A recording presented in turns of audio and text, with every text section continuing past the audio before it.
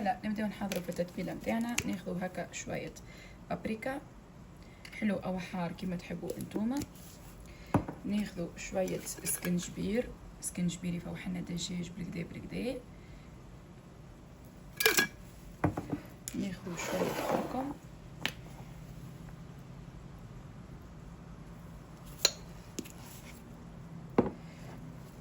ناخذ شويه تبل وكربيه شويه مش برشا باش ما تجينيش غامقه. ناخذ شويه فلفل اكحل او فلفل اسود يعني. ناخذ شويه الملح،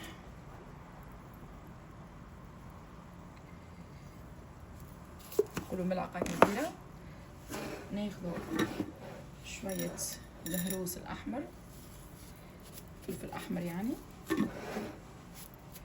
ولهنا ناخذ شويه يكون عندي لهنا متاع شوي، افواح متاع شوي يعني.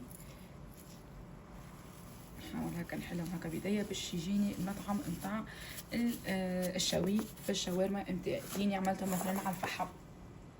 هنا عندي البهارات متاع مرقه الدجاج، فيه القرفه وفيه الكل شيء. ناخذ هكا شويه منه، شويه هكا من الاورجانو يفوح لنا زاده بالكدا بالكدا. ونحاول هكا نرحيهم بدايه. نحطوا هكا شويه زيت وعصره قارص. ناخذوا شطر ليمونه ونعصروها باش تجيني فيها نكهه الحموضه اللي في الشاورما. وتوا اذا كان عندكم لبن او يوغورت طبيعي تحطوا اليوغورت الطبيعي. بالنسبه لي انا عندي كريم فريش باش نحط منه شويه باش يخلينا الشاورما بتاعنا تكون شويه طريه. يلا خليني نحلها معاكم ونحطوا منها شويه. بسم الله.